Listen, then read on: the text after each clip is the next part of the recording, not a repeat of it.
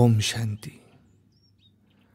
वाणी है आज की 22/4/2022 की। सारे मुरली का मीठे बच्चे, बाबा आया है तुम बच्चों से दान लेने। तुम्हारे पास जो भी पुराना किचड़ा है उसे दान दे दो तो पुण्य आत्मा बन जाएंगे। प्रश्न है, पुण्य की दुनिया में चलने वाले बच्चों प्रति बाप की श्रीमत क्या है? उत्तर, मीठे बच्चे, पुण्य की दुनिया में चलना है तो सबसे ममत्व मिटाओ। 5 विकारों को छोड़ो। इस अंतिम जन्म में ज्ञान चिता पर बैठो, पवित्र बनो तो पुण्य आत्मा बन पुण्य की दुनिया में चले जाएंगे। ज्ञान योग को धारण कर अपनी दैवी चलन बनाओ। बाप से सच्चा सौदा करो। बाप तुम्हारे से लेते कुछ नहीं, सिर्फ ममत्व मिट जाए उसकी युक्ति बताते हैं। बुद्धि से सब बाप के हवाले कर दो।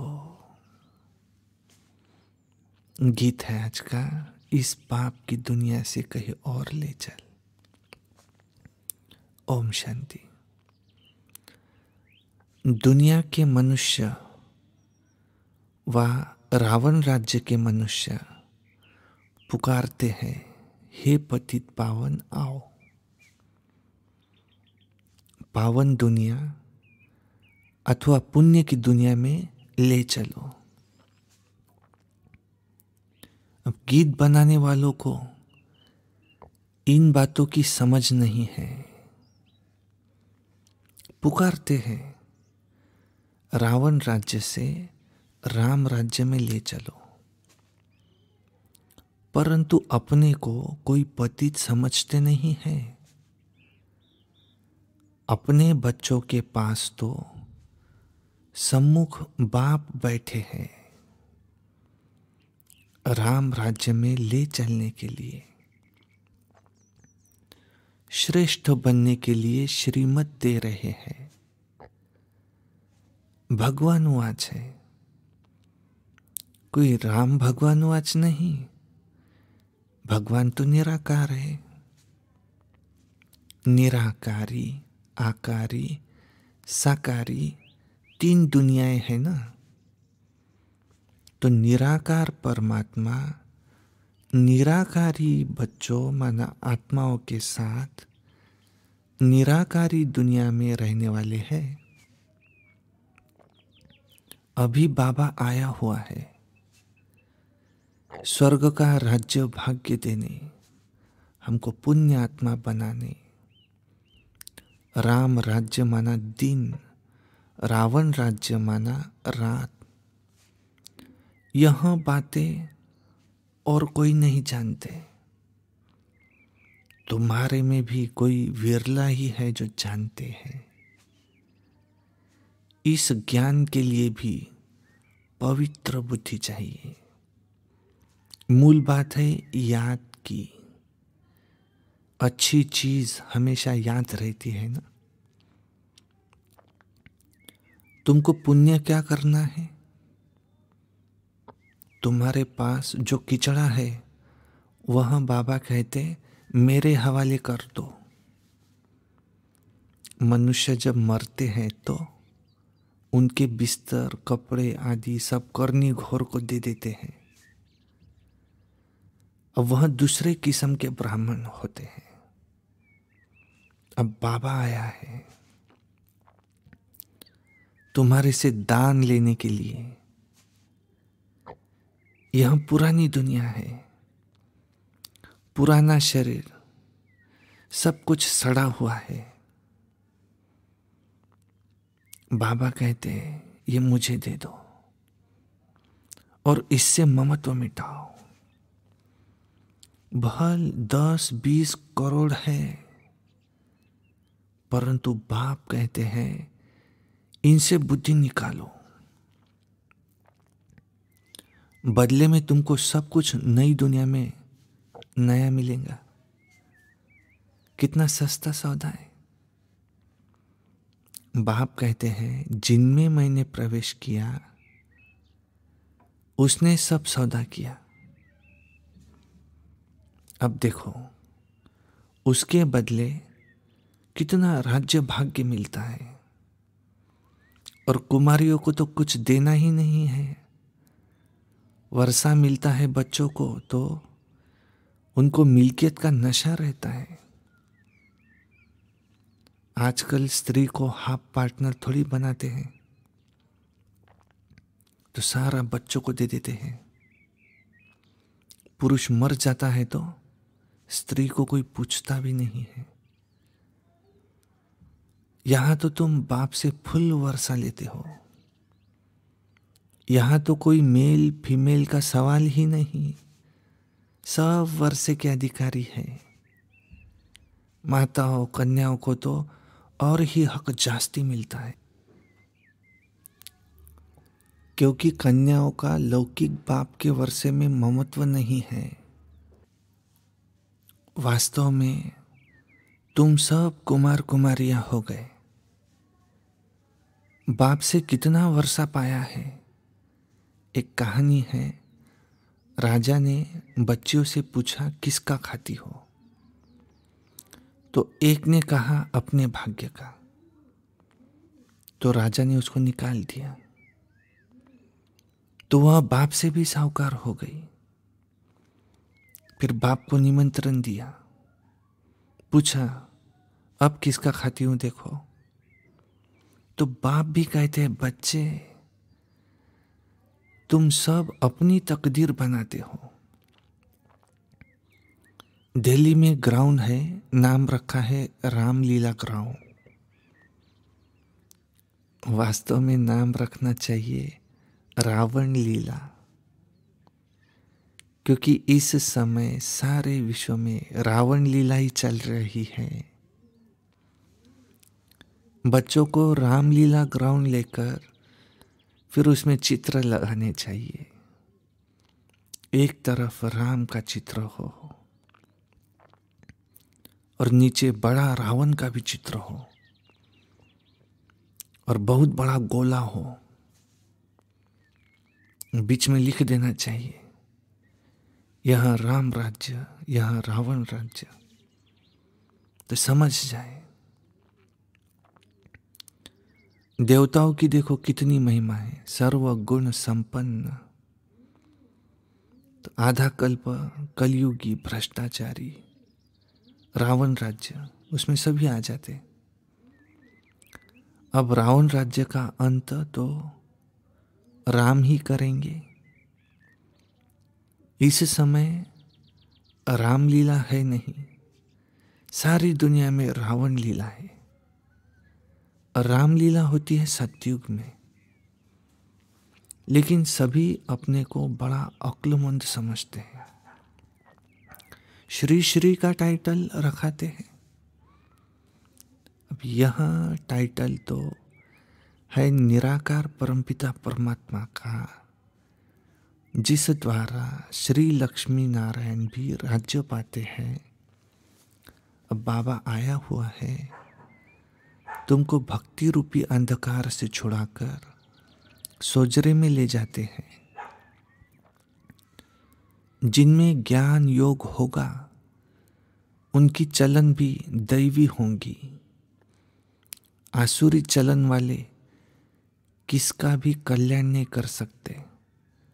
झट मालूम पड़ जाता है कि इसमें आसुरी अवगुण है या दैवी गुण है। अभी तक कोई संपूर्ण नहीं बना है। अभी बनते जाते हैं। तो बाबा तो दाता है, तुमसे क्या लेंगे? जो कुछ लेते हैं वो तुम्हारी सेवा में लगाते हैं।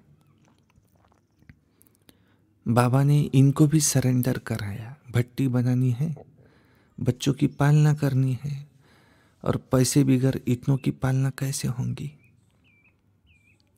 तो बाबा ने इनको अर्पण कराया। फिर जो आए उनको भी अर्पण करवाया। परंतु सभी की एक रस अवस्था तो बनी नहीं। बहुत है जो चले गए। बिल्ली के पोंगरों की कहानी है ना। तो नंबरवार पुरुषार्थ अनुसार सब पक कर निकले। बाबा तो पुण्य की दुनिया में ले चलते हैं। क्या कहते? सिर्फ कहते हैं 5 विकारों को छोड़ो, तो हम तुमको प्रिंस प्रिंसेस बनाएंगे। ब्रह्मा का साक्षात्कार घर बैठे बहुतों को हो जाता है। वहां से लिख कर भेज देते हैं, बाबा हम आपके बन गए, हमारा सब कुछ आपका है। बाबा कुछ लेते नहीं। बाबा कहते हैं सब कुछ अपने ही पास रखो। यहाँ मकान बनाते हैं, कोई पूछते हैं पैसा कहाँ से लाया? अरे इतने ढेर बच्चे हैं, बाबा को प्रजापिता ब्रह्मा का नाम सुना है? कहते हैं सिर्फ ममत्व मिटाओ, तुम्हें वापिस जाना है, बाबा को याद करो। हमको भगवान पढ़ाते हैं तो खुशी का पारा चढ़ा रहना चाहिए। लक्ष्मी नारायण को भगवान नहीं कहेंगे, देवी देवता कहेंगे। भगवान के पास भगवती होती ही नहीं। कितनी युक्ति की बात है। सिवाय सम्मुख यह बातें कोई समझ न सके। गाते भी है त्वमेव माताश्च पिता त्वमेव, और ज्ञान न होने के कारण लक्ष्मी नारायण के आगे, हनुमान के आगे, गणेश के आगे भी जाकर यही महिमा गाते हैं। अरे वह तो साकारी थे, उनको अपने बच्चे ही माता पिता कहेंगे। अब तुम उनके बच्चे हो कहाँ? तुम तो रावण के राज्य में हो। यहां ब्रह्मा भी माता है। इन द्वारा बाबा कहते हैं, शिव बाबा कहते हैं तुम मेरे बच्चे हो। परंतु माताओं कन्याओं को संभालने वाली माता चाहिए। एडॉप्टेड बच्ची है ये बीके सरस्वती। कितनी गुह्य बातें हैं। बाबा जो ज्ञान देते हैं वह कोई भी शास्त्र में नहीं है।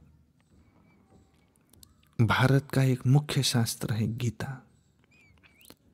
उसमें ज्ञान के पढ़ाई की बातें हैं। उसमें चरित्र की कोई बात नहीं है कि ज्ञान से मर्तबा मिलता है। बाबा जादूगर है। तुम गाते हो ना रत्नागर जादूगर, तो तुम्हारी झोली भरती है स्वर्ग के लिए। साक्षात्कार तो भक्ति मार्ग में भी करते हैं, परंतु उनसे कुछ लाभ नहीं है। लिखेंगे पढ़ेंगे, साक्षात्कार से तुम कोई वह बन तो गए क्या? नहीं। साक्षात्कार भी मैं ही कराता हूं, बाबा कहते हैं। पत्थर की मूर्ति थोड़ी साक्षात्कार कराएंगी। नवधा भक्ति में भावना तो शुद्ध रखते हैं, तो उसका उजुरा भी बाबा कहते हैं मैं देता हूं। परंतु तमो प्रधान तो फिर भी बनना ही है। मीरा ने साक्षात्कार किया, परंतु ज्ञान तो कुछ भी नहीं था। मनुष्य तो दिन प्रतिदिन तमो प्रधान होते ही जाएंगे। और अभी तो सभी मनुष्य पतित हैं। गाते भी हैं कि हमें ऐसी जगह ले चलो जहां सुख चैन पाए। तुम भारतवासियों को सतयुग में बहुत सुख था। सतयुग का नाम बाला है ना। इस स्वर्ग भारत में ही था, परंतु समझते नहीं है। यह भी जानते हैं कि भारत ही प्राचीन था, स्वर्ग था, वहां कोई और धर्म नहीं था। तो ये सब बातें बाप ही समझाते हैं। तुम सभी अब श्रवण कुमार और कुमारियां बनते, क्योंकि तुम सबको ज्ञान की कवाठी माना कांवर पर बिठाते हो। तुमको सब मित्र संबंधियों को ज्ञान देकर उठाना है। बाबा के पास युगल भी आते हैं। आगे तो जिस्मनी ब्राह्मण से हथियाला बनवाते थे, अभी तुम रूहानी ब्राह्मण काम चिता का हथियाला तोड़ते हो। बाबा के पास आते हैं तो बाबा पूछते हैं कि स्वर्ग में चलेंगे, तो कहते हैं हमको स्वर्ग यहाँ ही है। अरे यह तो अल्पकाल का स्वर्ग है, और मैं तुमको 21 जन्म के लिए स्वर्ग दूंगा, परंतु पहले पवित्र रहना पड़ेगा। बस इसे ही बात में ढीले पड़ जाते हैं। अरे बेहद का बाप कहते हैं तो यह अंतिम जन्म ज्ञान चिता पर बैठो, तो देखा जाता है स्त्रियां झट आ जाती है। और कोई फिर कहते हैं पति परमेश्वर को नाराज कैसे करेंगे। बाबा के बने तो कदम कदम पर श्रीमत पर चलना पड़े। अब बाबा आया है स्वर्ग का मालिक बनाने। पवित्र बनना अच्छा है, कुल कलंकित मत बनो। बाप तो कहेंगे ना, लौकिक बाप तो चमाट भी मारेंगे। मम्मा मीठी होती है, बहुत मीठा रहमदिल बनना है। बाप कहते बच्चे तुम मुझे बहुत गालियां देते हो, अब मैं अपकारी पर भी उपकार करता हूँ। मैं जानता हूँ कि तुम्हारा रावण मत पर यह हाल हुआ है। जो सेकंड पास हुआ वो ड्रामा, परंतु आगे के लिए खबरदार रहना कि हमारा खाता खराब न हो। हर एक को अपनी प्रजा भी बनानी है, वारिस भी बनाना है। मुरली को कोई भी मिस नहीं करना चाहिए, कोई पॉइंट्स मिस न हो जाए, अच्छे अच्छे ज्ञान रत्न निकल जाए, और सुने नहीं तो धारण कैसे करेंगे। रेगुलर स्टूडेंट मुरली कभी भी मिस नहीं करेंगे, तो कोशिश कर रोज वाणी पढ़नी चाहिए। अच्छा, मीठे मीठे सिकी लधे बच्चों प्रति मात पिता बाप दादा का याद प्यार और गुड मॉर्निंग। रूहानी बाप की रूहानी बच्चों को नमस्ते, और हम रूहानी बच्चों की रूहानी बाप दादा को याद प्यार नमस्ते। धारणा के लिए मुख्य सार है। नंबर 1, अपना खाता खराब न हो, इसके लिए बहुत खबरदार रहना है। कभी कुल कलंकित नहीं बनना है। पढ़ाई रोज पढ़नी है, मिस नहीं करनी है। 2 नंबर है श्रवण कुमार कुमारी बन ज्ञान कवाठी माना कांवर पर सबको बिठाना है। मित्र संबंधियों को भी ज्ञान दे, उनका कल्याण करना है। वरदान है अपने ऑक्यूपेशन की स्मृति द्वारा मन को कंट्रोल करने वाले राजयोगी भव। विस्तार है इसका, अमृत वेले तथा सारे दिन में बीच बीच में अपने ऑक्यूपेशन को स्मृति में लाओ कि मैं कौन, मैं राजयोगी हूं। राजयोगी की सीट पर सेट होकर के रहो। और राजयोगी माना राजा, उसमें कंट्रोलिंग और रूलिंग पावर होती है। वह 1 सेकंड में मन को कंट्रोल कर सकता है। वह कभी अपने संकल्प, बोल और कर्म को व्यर्थ नहीं गवा सकते। अगर चाहते हुए भी व्यर्थ चला जाता है तो उसे नॉलेजफुल व राजा नहीं कहेंगे। स्लोगन है, स्व पर राज्य करने वाले ही सच्चे स्वराज्य अधिकारी है। मातेश्वरी जी के अनमोल महावाक्य। इस अविनाशी ज्ञान पर अनेक नाम धरे हैं। इस अविनाशी ईश्वरीय ज्ञान पर अनेक नाम धरे गए हैं, माना रखे गए हैं। कोई इस ज्ञान को अमृत भी कहते हैं, कोई इस ज्ञान को अंजन भी कहते हैं। गुरु नानक ने कहा, ज्ञान अंजन गुरु दिया। कोई ने फिर ज्ञान वर्षा भी कहा है, क्योंकि इस ज्ञान से ही सारी सृष्टि सब माना हरी भरी बन जाती है। जो भी तमो प्रधान मनुष्य है वो सतोगुणी मनुष्य बन जाते हैं और ज्ञान अंजन से अंधियारा मिट जाता है।